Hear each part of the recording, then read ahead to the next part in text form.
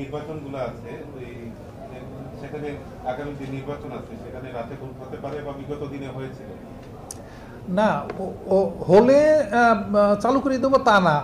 EVM চালু করার ব্যাপারে তো আমাদের সিদ্ধান্ত আছে, ইভিএম চালু করবো, এটা একটা প্রসঙ্গ। আর একটা প্রসঙ্গ হলো নির্বাচনের বক্স যতদিন থেকে চালু হয় এদেশে, আপনারা সকলে জানেন যে নির্বাচনের বাক্স ছিনতাই হওয়া, নির্বাচন বাক্সে আগুন দেয়া, নির্বাচন বাক্স পুকুরে ফেলে দেয়া, নির্বাচন বাক্সে নির্বাচনের দিনে জোর করে গিয়ে সিল মারা, রাতে নির্বাচনের বাক্সে ভোট দেওয়ার, এটা তো একদিনের ঘটনা না, একটা ঘটনা না, এটা বহুদিন পুরনো ঘটনা। এই তো কিছুদিন আগে ঘাটাইলে একজন লোক নির্বাচনের কেন্দ্রে ওই রাতে নির্বাচনের বাক্সে তারা ভোট দিতে গিয়ে এলাকার জনগণের রোষের মুখে পড়ে একটা লোক তো গুলিবিদ্ধ হয়ে মারাই গেল। তারপরে আরও বিভিন্ন জায়গায় যেমন নর্থ বেঙ্গলে এরকম রাতে গিয়ে নির্বাচনের বাক্স ভর্তি করতে গিয়ে সেখানে হতাহত হয়েছে। এই যে সেদিন এই যে 18 তারিখে 10 তারিখে নির্বাচনে সেখানেও রাতে বাক্স ভর্তি করার চেষ্টা করেছিল কারা?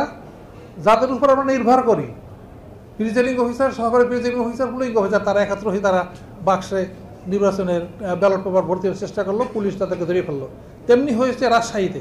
সুতরাং এটা হলে আমি বলছি প্রভাবনার কথা বলেছি, এটা টেন্ডেন্সি এদেশে, আজকে নতুন তো না, এটা নির্বাচনের বাক্স নিয়ে সমস্যা। যেমন আমরা এখন ট্রান্সপারেন্ট বাক্স দেই কেন?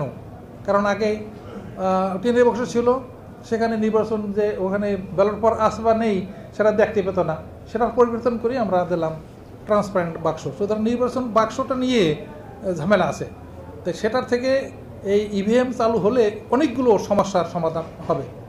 এইগুলো এখন আমাদের ওই ট্রান্সপারেন্ট এইটা ইভিএমটা এমনভাবে সেট আপ যে সেখানে এইরকম কারচুপি করার সুযোগ কম থাকে।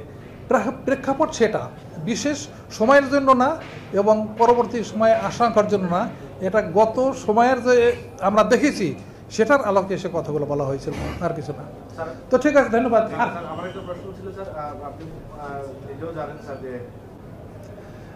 না, এখানে আমাদের দেখুন, এটাও আমাদের একটা আমরা আমাদের একটা অবস্থানের ব্যাপারে আপনাদের দৃষ্টি আকর্ষণ হওয়া উচিত যে নির্বাচনে যদি 5টা ভোট হয়, আমরা 5টা ভোট নিয়েছি, সেখানে 7টা ভোট করা হয়নি বা সুযোগ ছিল না।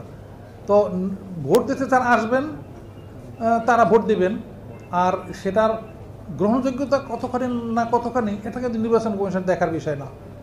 আমরা নির্বাচনে কত % ভোট হইলে নির্বাচিত হবে তার কোনো মাপকাঠি নেই। সবচেয়ে বেশি ভোট যিনি পাবেন তিনি হবেন প্রতিনিধি।